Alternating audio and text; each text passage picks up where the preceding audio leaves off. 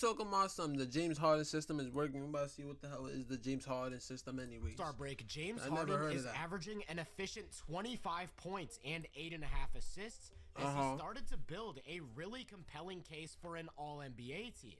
And with that elevated play, the Clippers have been peaking at the perfect time. They've won 12 of their last 15 games with the 5th best offense during that stretch, which not only highlights the level that Kawhi's getting back to right before the playoffs, Kawhi it cooking. showcases just how well the Harden ball system is working.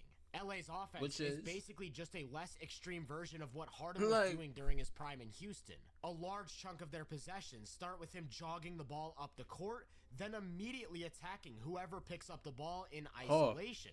And it really doesn't matter who stands in his way. From cross matches to lockdown defenders, his process remains the exact same.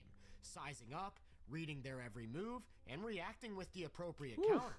Just like during those MVP caliber years, that of course means he's getting to lots, and I mean lots of step back threes. On the season, he's second in the NBA at 7 off the dribble 3-point attempts per game, and he's hit about 33% of them, which might sound relatively low for someone with such volume, but it's important to keep in mind the level of difficulty on most of these looks. He's comfortable from extended range, often stepping back multiple feet behind the line before rising up. And he's one of the best in the game when it comes to shooting over smothering contests, so he often leaves defenders completely helpless. As a result, his perimeter game is all about creating just that little bit of separation. And his go-to move is to throw it between his legs left before immediately stepping back to his right. So what he'll often do is just spam that between the legs dribble over and over again while he patiently waits for the perfect moment to step back and get that space.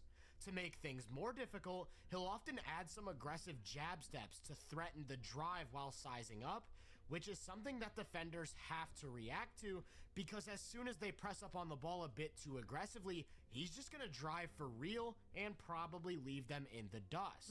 Prime Harden had the best first step in the league. So what he's regressed into is a slightly less explosive version of himself, which is still a 6'5" ball handler with an elite first step.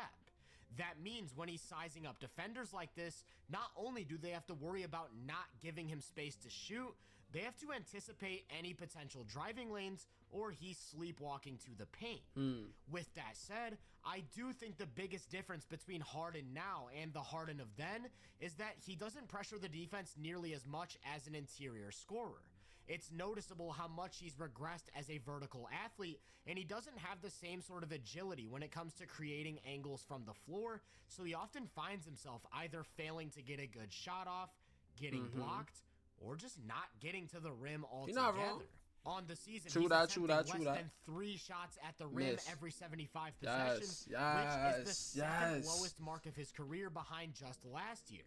On those limited shots, he's made just 59% of them, good for the 14th percentile among all players. So like I said, we're talking about a guy who really doesn't have that interior presence. However, that doesn't mean he isn't still a dangerous scorer out of drives. He might not be as agile as he once was, but he still consistently gets around his defender, and he still has a huge frame, so as soon as he gets just half a step, he's basically guaranteed to get downhill. While he might not be putting anyone on a poster, the floater from as far out as 10 feet remains a really reliable shot for him. He's made about 45% of his floaters, which might not rank among the best of the best, but is more than enough to keep the defense honest. It's less about the accuracy of the floater though, and more about what that opens up. During these isolations, their big is playing from the dunker. And if help even thinks about stepping up to the floater, that's an automatic lob. Then the threat of the pass opens up easier scoring. Like on this play, the big is so worried about the lob that he actually backs up, leaving Harden with an easy bucket. This means that if defenses want to bring help, it's gonna have to come from the perimeter. And if there's one thing that we all know Harden excels at, it's kicking the ball out to open shooters.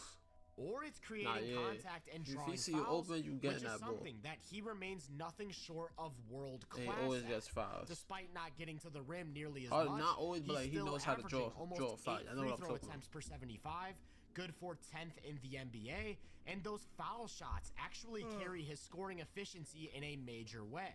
More on that later. For now, I just wanted to make it clear that he's still a dangerous driver. So his isolation game is all about balancing the threat of that driving with the threat of that outside shooting. In addition to the explosive first step, he's got 99th percentile deceleration, which unlocks a world of opportunity for him. Not only can he threaten drives to open up the three, he can actually start drives only to stop on a dime and step back out, creating a world of separation. But he should have been an all-star over Devin Booker. This makes him nearly impossible to stay in front of. Rarely ever does he get cut off, but in the event he does, he'll either use that large frame of his to power through anyways, or he'll throw a shoulder bump into his defender's chest while slamming the brakes, as the mid-range is something he started to look for a lot more. It's crazy to think that a 35-year-old is so lethal in isolation that he still demands double teams. And it's even crazier to think that even with a double coming his way, more times than not, he won't have much trouble getting where he wants to go. His reaction to doubles is always sharp and it's always instant. If he's not getting rid of the ball, he's immediately attacking open space in the opposite direction of that second defender. And if instead of a double, the opposing defense opts for more of a zone-like coverage with help sitting in his lanes early, good luck making sure he doesn't find the open man. The point I'm trying to make is that in year 16, you could make a strong argument that James Harden's been the most prominent isolation creator in the league. He's averaging over 12 isolation possessions per game, while no other player is even over 10. And on those plays, the Clippers have generated an incredibly efficient 1.05 points per play, which lands him in the 80th percentile among all players. What's even crazier, though, is that isolations aren't even his most used play type. That would be the pick and roll, where he remains a maestro, but in a slightly different way than before. Don't get me wrong, he's still got all of the classic reads in his bag for countering each coverage. Most defenses play these actions in a drop, so just like in isolation, it's all about balancing the shooting and the driving. If he turns the corner off a screen and his man stays attached to the ball, he'll look to create separation, often by going to one of those step-back threes. But if he turns the corner and his man gets taken out by the screen, that's when he'll attack the big and put them in that impossible 2-on-1 situation. If they don't step up to the ball, he's got a floater, and if they don't drop back, he's lobbing it up top.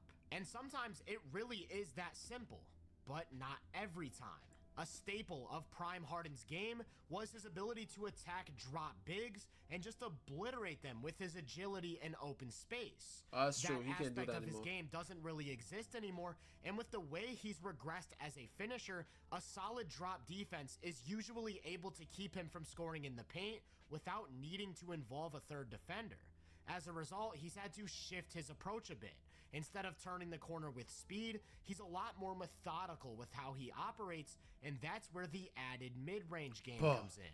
I mentioned earlier how good he is at using his frame to hold defenders on his hip. In the pick and roll, he'll often get a defender stuck in jail and operate in between. And again, this puts the big in a tough spot where he's patiently looking for soft spots in the mid-range. Then if they step up, he's lobbing it up to the big. Another thing he'll often do is snake the screen, meaning that instead of going at the big, he'll drive across the paint laterally as he looks for a spot to rise up. It sort of goes without saying, but I'll say it anyway. If the big follows him for even a fraction of a second, he's finding his roll man for easy points. It's not, that's not what you call the James Harden system, though.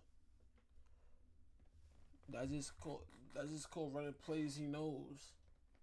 That is called running an offense. Like, what the fuck, bro? Nigga, what, bro? It's called running a play. Are you stupid?